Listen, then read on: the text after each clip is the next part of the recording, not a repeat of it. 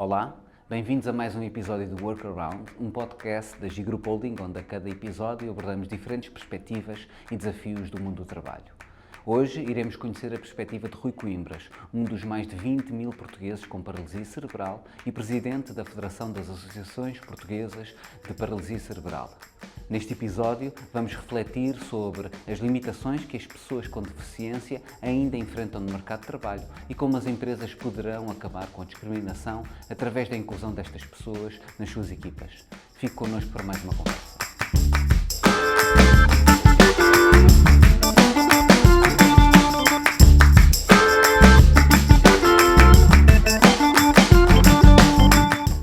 Muito obrigado, Rui, por ter aceitado o nosso convite e por dar voz a uma realidade que muitos de nós ainda desconhecem. Eu, se calhar, antes da pergunta inicial, que íamos arrancar precisamente com a Federação, com a sua presidência da Federação, perguntava-lhe o que é, então, a paralisia cerebral. Olá, boa tarde.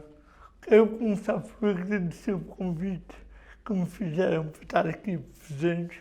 Espero conseguir dar algum contributo para desmistificar este tema da paralisia cerebral, sobretudo em contexto laboral.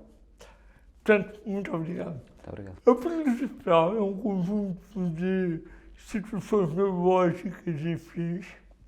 Não é uma doença, é uma deficiência e é a deficiência mais comum nas crianças. Há várias razões que dão origem à paralisia cerebral. Tem a ver muitas vezes com as condições pré-natais e depois, durante o parto, alguma coisa que pode correr menos bem. Em Portugal, estima-se que haja em cada 1000 nascimentos menos 2 pessoas que vão ficar com paralisia cerebral. Este número é muito bom já a nível europeu e até mundial. É muito difícil baixar este número, portanto aí estamos relativamente bem, mas os casos acontecem. O nome em si é que eu acho que é um horror, porque o nome acarreta esta coisa da paralisia cerebral, de que o cérebro está parado, quando não tem nada a ver com isso. Tem a ver com o nome que foi dado na literatura e que agora é muito difícil mudar.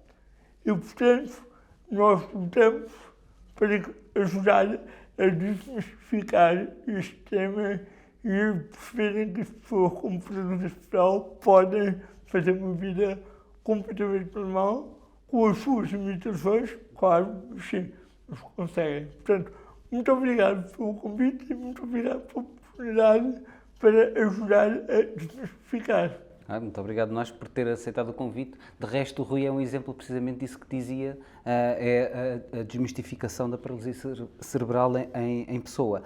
Então, conte-nos um pouco o seu percurso, nomeadamente como é que acabou por chegar a presidente da Federação das Associações Portuguesas de Paralisia Cerebral. Qual a sua principal missão como representante das milhares de pessoas que lidam com esta condição? Ou seja, o meu percurso na área social, acima de tudo, eu considero que sou um ativista, porque desde muito cedo me liguei a esta causa, achei que poderia dar contributos para clarificar. Eu em 91 fui eleito para a direção da paralisia cerebral de Viseu, da Associação de Viseu, de onde eu era, portanto, eu sou de Bozal, que é uma vila do distrito de Viseu, e calhou que quando entrei para a direção, entrei também para Lisboa na faculdade. E, portanto, comecei a ser logo o delegado de Viseu nas reuniões a nível nacional da antiga direção nacional. Mais tarde fiz parte dos órgãos sociais da Assembleia, e mais tarde, quando foi necessário criar a Comissão Instaladora da Federação, eu fiz parte dessa Comissão Instaladora. Houve eleições, eu fiquei nos corpos sociais, nessa altura também ligado às Assembleias, se a memória me não falha, e em 2014 fui convidado para ir para a direção como vogal.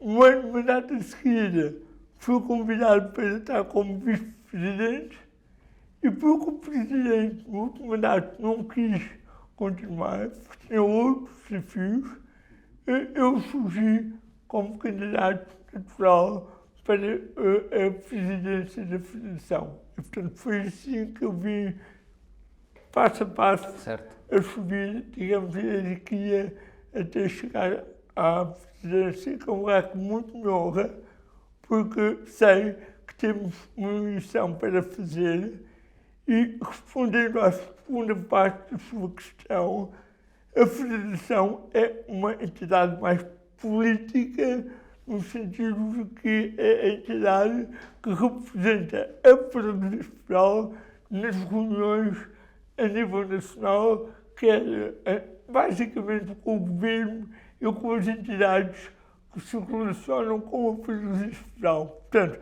enquanto Podem ser...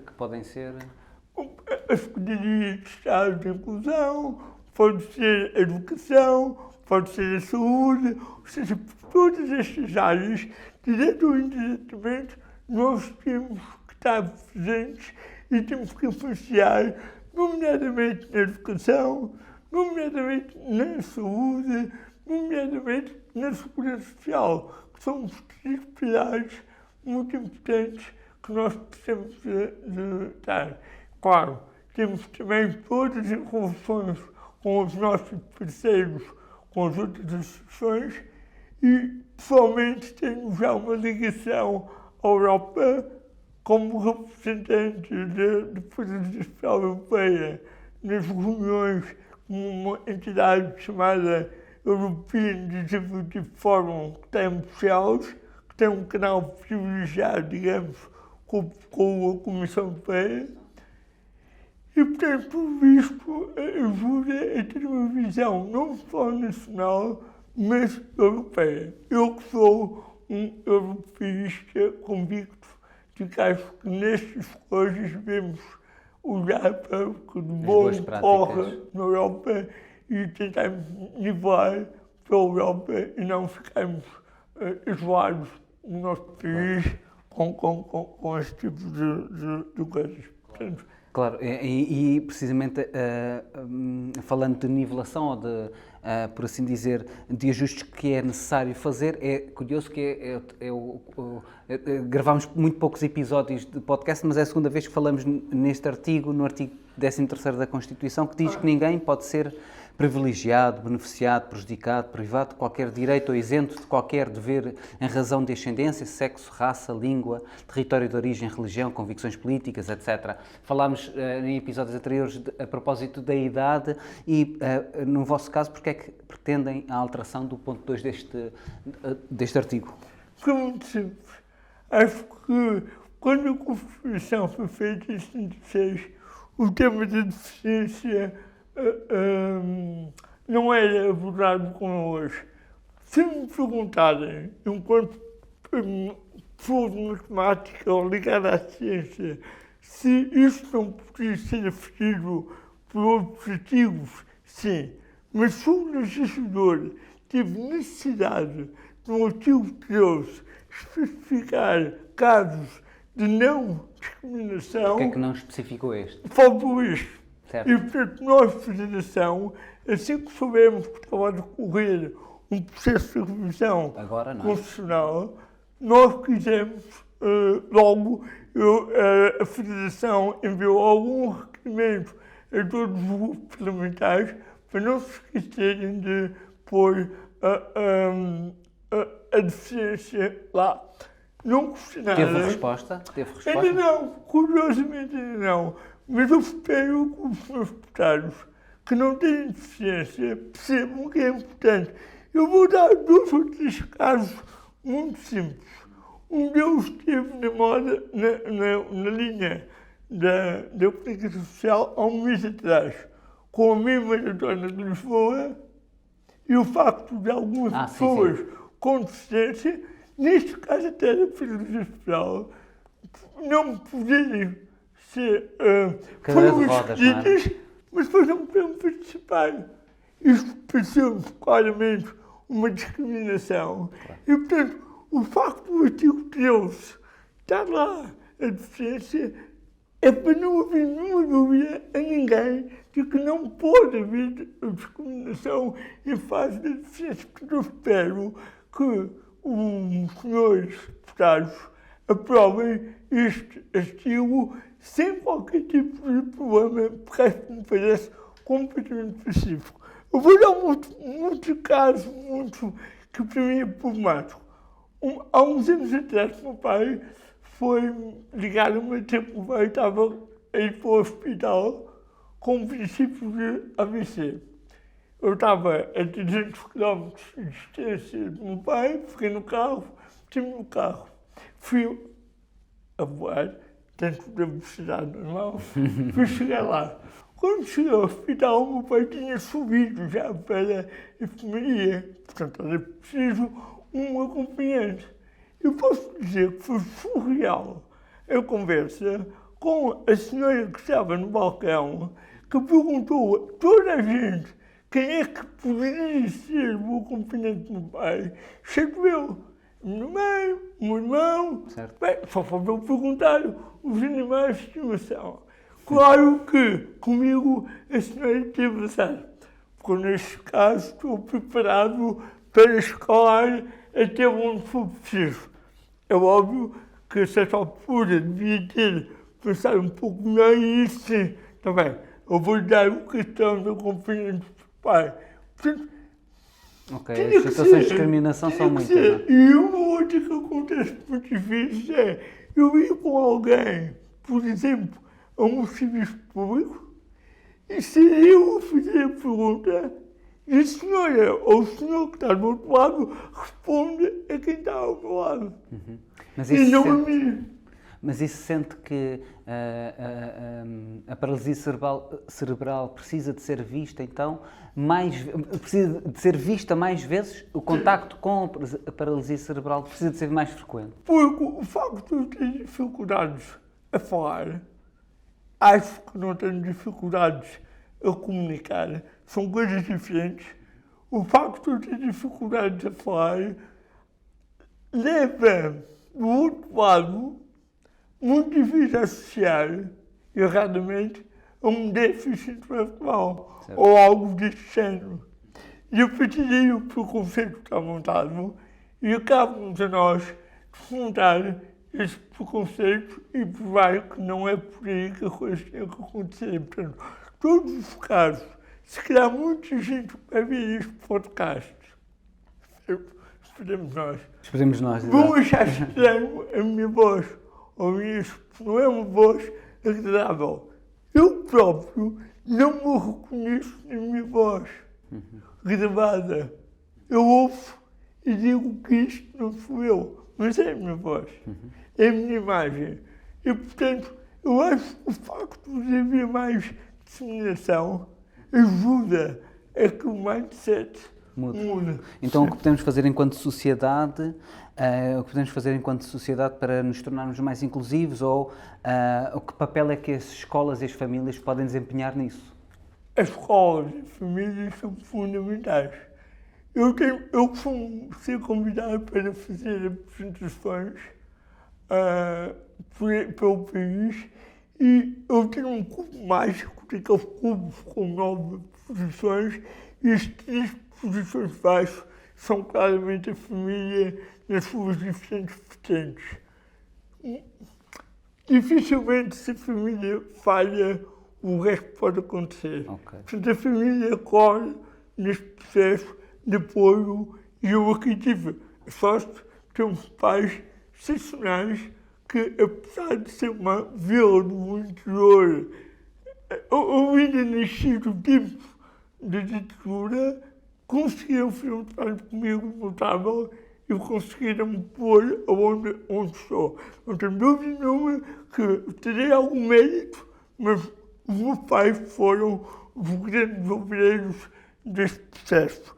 Aliás, até tínhamos precisamente uma pergunta guardada para isso. Na entrevista que dá à Visão, fala precisamente de ter sido tratado como igual, sem uma proteção extraordinária, sem uma benesse, não é? Uma discriminação positiva. E isso faz a escola, porque é muito importante.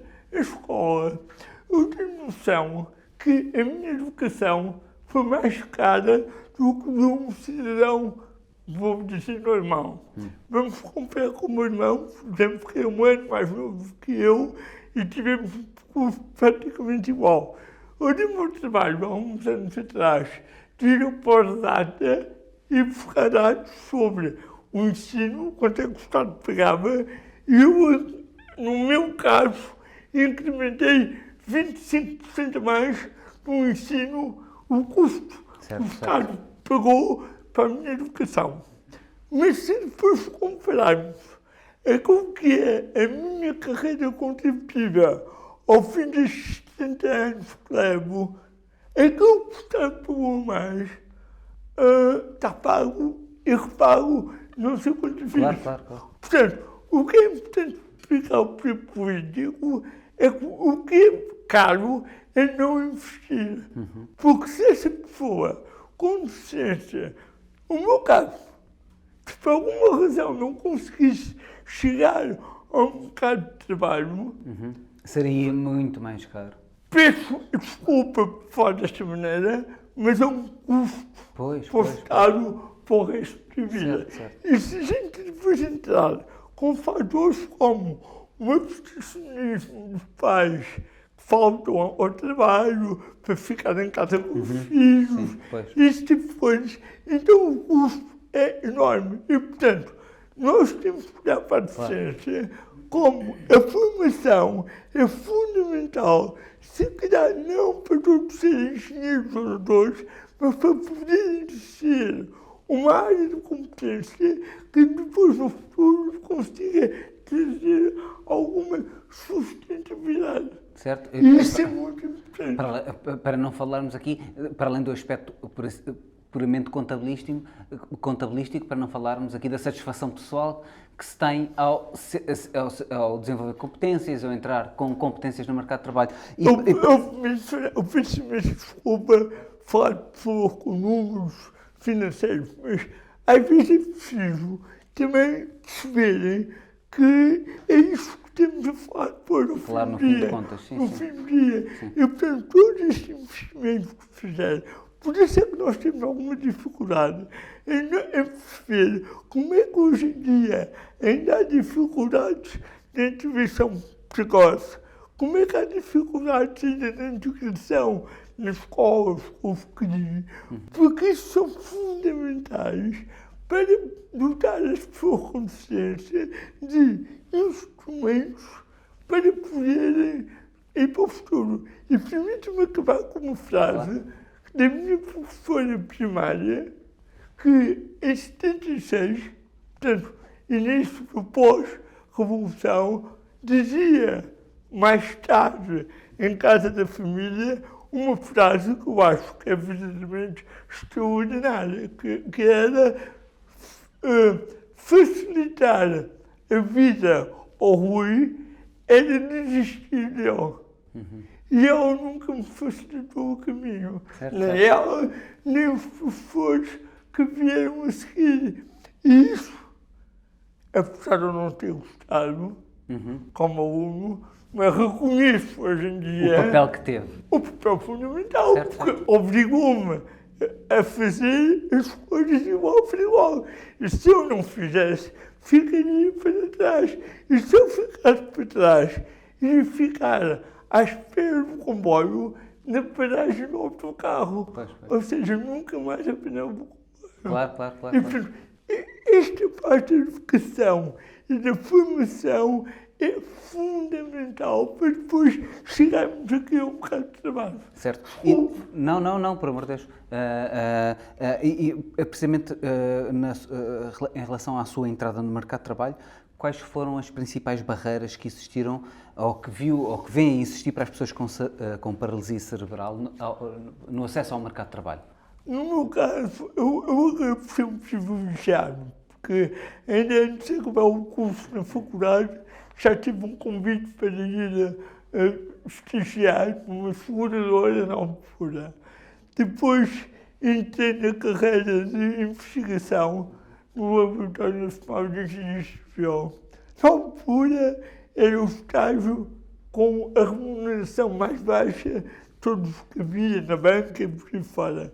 Mas continuo a achar que foi um dos sítios onde eu cresci mais como profissional. Como profissional. Mais tarde vim para o INE, fui convidado para chefiar o núcleo de base de dados do INE e é com muita responsabilidade, porque o INE, o core business são dados. Eu tinha as bases de dados sobre a minha alçada com a equipa, havia depois um manager, claro, mas a parte mais operacional estava comigo. Foram 2 anos brutais de trabalho, de esforço e de melhoramento para preparar na altura o censo 2001, mas por razões que não interessam por acaso, eu fui um dos que se demitiram em bloco por causa da saída da diretora de então, e eu fui para o privado. Ou seja, para os meus pais entenderam que foi uma loucura aquilo que eu fiz. Sair da profissão pública. Hoje em dia, a profissão pública já não é vista da mesma maneira. Mas há 22 anos atrás era, e já num lugar de fim de média. Portanto, parecia um pouco arriscado, não é? Arrisquei tudo, mas hoje tenho a certeza de que fiz o caminho que faz. Isto é importante. Isto é uma mensagem que eu queria deixar às pessoas com deficiência, que é, nós não podemos só esperar que os outros nos deem oportunidade. Também temos que ser nós a criá-las. E fazer um esforço para poder agarrá-los. Mas que barreiras sente que existem no acesso ao mercado de trabalho para pessoas com deficiência ou paralisia cerebral? Existem várias. A comunicação é uma delas. Depois, tem uma outra com as barreiras físicas. As cadeiras de rodas, as casas de banho que não estão adaptadas, e estes são aquelas que eu acho que são fáceis de resolver se houver vontade. E fica aqui um aviso que o INR, portanto, o Instituto Nacional de Reabilitação, tem linhas próprias de financiamento para poder ajustar, as empresas poderem ajustar as suas instalações para receberem essas pessoas com mobilidade reduzida. E depois há um tipo de pessoas que necessitam de apoio de terceira pessoa para as suas atividades, para a casa de banho ou para irem almoçar, por exemplo, ou para ir para casa. E aqui é importante que o projeto nacional de assistência pessoais deixe de ser um projeto piloto para ser um projeto inscrito no Orçamento de Estado, já provou que pode fazer a diferença na vida das pessoas e, sobretudo, nunca desperdiçar a oportunidade de arranjar um assistente pessoal quando esse assistente pessoal é fundamental ou para acabar a formação ou para entrar no mercado de trabalho. E é muito interessante, se calhar do ponto de vista do Estado, um assistente pessoal é um custo, mas se nós olharmos para a floresta, se calhar é um custo com um retorno, com uma receita. E se calhar não é assim tão caro o custo inicial. Portanto, temos que olhar para isso e, portanto, um dos desafios grandes que vamos ter que trabalhar é uma pessoa com presença social que necessita de apoio de alguém para poder trabalhar. As empresas têm essa postura de ter alguém que não é para trabalhar diretamente na empresa, mas é para ajudar aquela pessoa a poder trabalhar. E é esse o objetivo desse programa?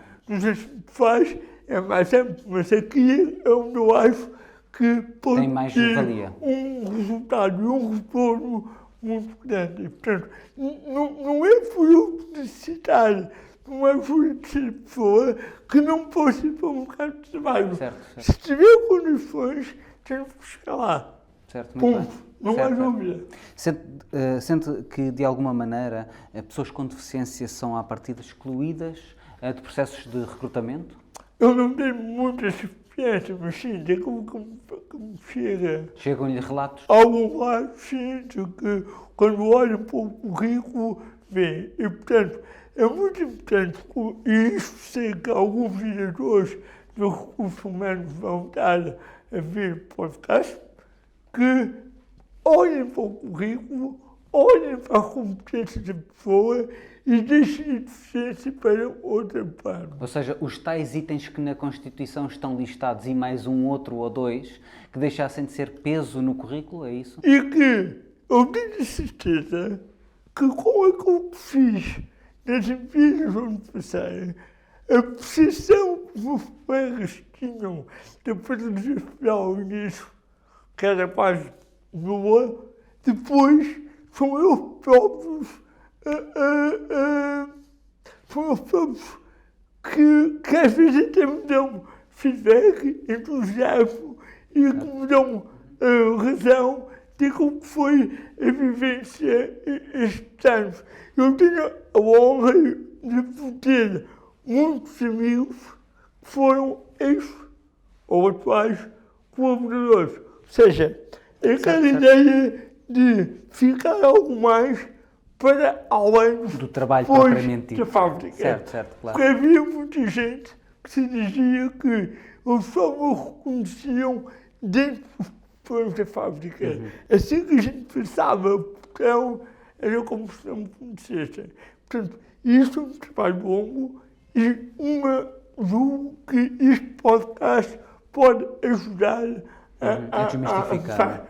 Portanto, aos diretores de recursos humanos, olhem para o currículo, olhem para as competências e arrisquem no sentido de, não vou dizer que é um mar de rosas as primeiras integrações, mas tem que se começar a fazer. Claro. Até porque há uma lei para as empresas privadas da cota, que também é para as públicas, mas depois às vezes os concursos são desfavorados, enfim. Portanto, temos que ir aí e também temos que formar pessoas com deficiência para poder agora responder às vagas que estão a têm de ser preenchidas. Mas voltando um pouco ainda à questão dos relatos que por vezes lhes chegam, qual é a sua opinião? Porquê é que acha que esses preconceitos acontecem? Porquê é que acha que as pessoas... os relatos que lhe contam, porquê é que acha que isso acontece nas empresas? Têm medo têm medo do que é que as empresas ou os empregadores têm medo? Mas sim, tudo o que é diferente tem um medo inicial, não se podem lidar, o que é que fazem, como é que vai acontecer. São esses tipos de medos e de receios que têm que ser. O que eu acho é que, já falo também disso, o que tem que ser feito é definir objetivos muito bem definidos para as competências que aquela pessoa pode fazer em contexto laboral durante o ano e no final do ano avaliar em função do desempenho. Avaliados de igual com os outros, com base naquilo que foram os objetivos. Certo. Ou seja, o objetivo pode ser metade do objetivo do Tiago. Mas se essa pessoa cumpriu aquela metade que está definida, tem que ter essa avaliação. E eu também acho que naquelas empresas onde há cotas, sistemas de cotas, as pessoas com deficiência têm que ser avaliadas no mesmo sistema. Porque nós não podemos querer ter benefícios no ano e depois não querer ter... Mas isso podia significar, por exemplo, num sistema de cotas aplicado igual para todos, de alguma maneira, aí sim uma discriminação negativa? Ou positiva, se a pessoa teve um desempenho excepcional face ao objetivo que foi definido, mesmo que o objetivo fosse menor do que os colaboradores, essa pessoa tem direito a estar no topo da pirâmide. Muito bem, muito bem. certo. Aí entra a definição dos objetivos em linha de conta, não é? Porque nós não podemos querer a segunda, terça, quarta querer ser iguais, à quinta, sexta, não, mas isso eu não posso. Isso não funciona. Claro, Isto é claro. mesmo caminhado para que corra mal. Claro. Desculpem, sim, sim, aqui a responsabilidade é sempre de duas partes. Claro. De quem pega e de quem está no trabalho. Claro, claro. Não é só no ar, senão Claro. isso não funciona. Assumir também, da parte de quem tem deficiência, assumir as suas próprias responsabilidades. Claro. Falava há pouco, ainda que levemente, mas era precisamente uma pergunta que tínhamos, a questão das cotas.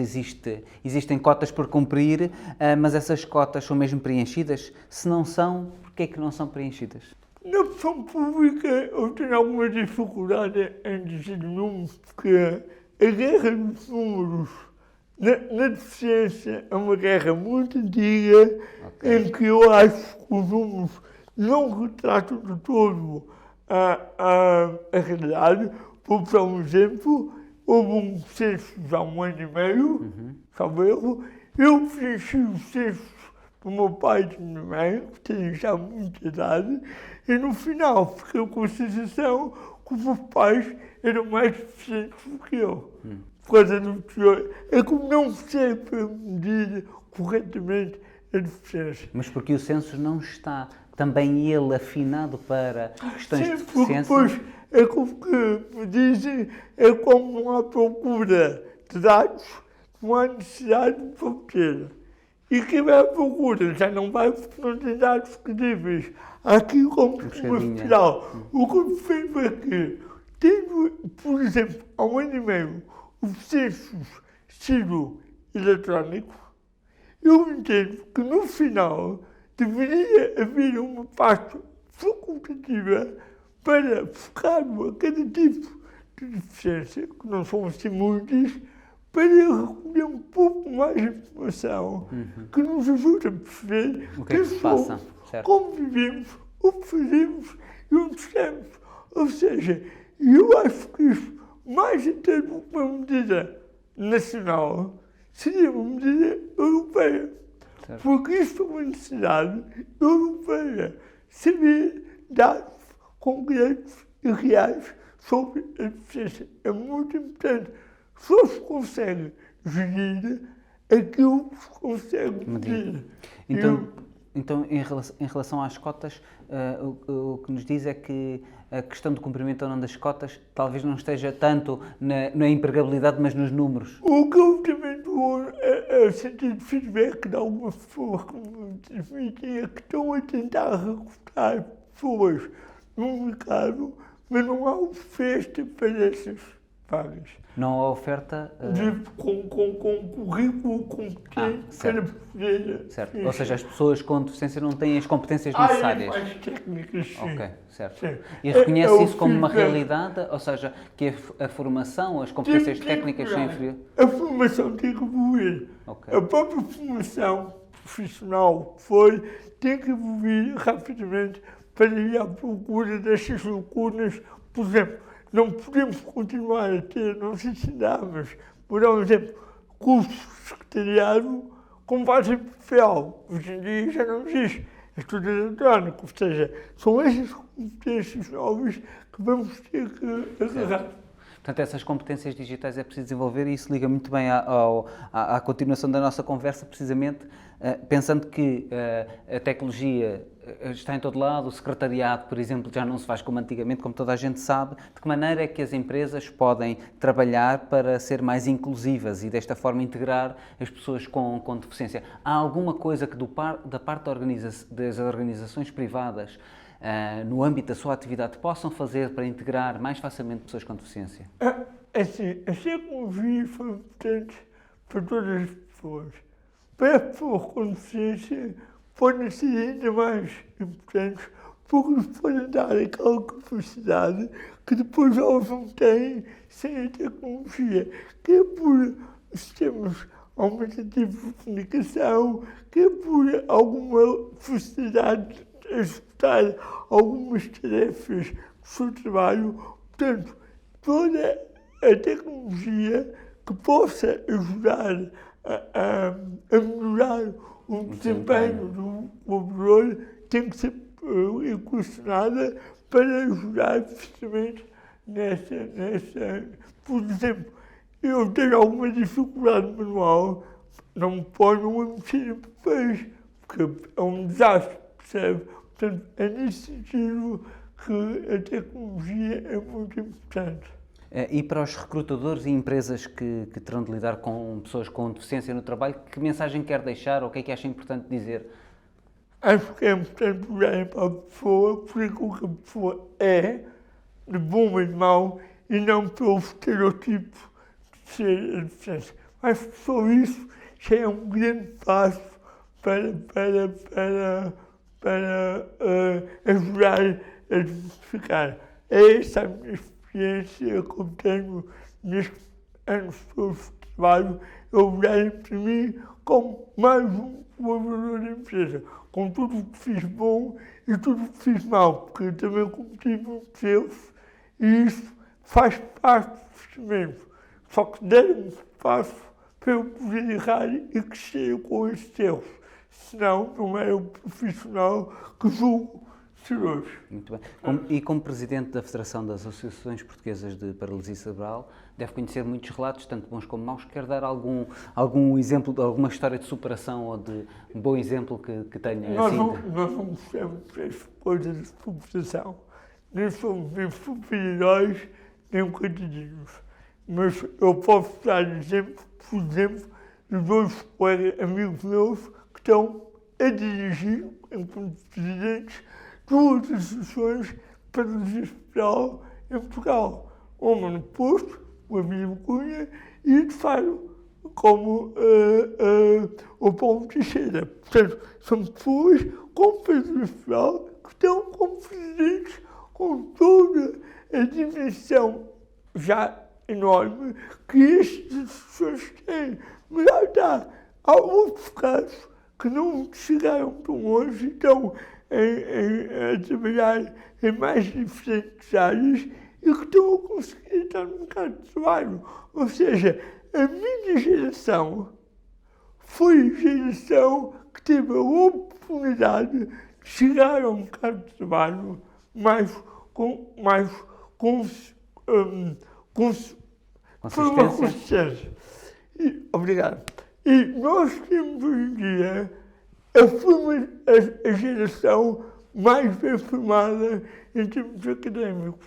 E nós, Estado português, não podemos perder o enorme investimento que fizemos a formar as pessoas e deixá-los em casa. Claro. Certo. Mas o que acontece ainda, ou seja, pessoas com deficiência que fazem formação e têm a oportunidade de seguir estudos e que no final não encontram um sítio para trabalhar e exercer as suas competências? Não vou entrar em detalhes, tive conhecimento de uma história recambuesca, documentários, até ainda na faculdade, sobre o futuro daquilo que ela conseguiu ou não conseguiu fazer. Mas eu não vou entrar em detalhes, certo, claro. A história é demasiado má para ser contada. Ok, muito bem. Mas cabe-nos a nós todos lutar por isso. E o que é que, para encerrar o nosso episódio, o que é que o Rui de agora diria ao Rui quando começou a trabalhar?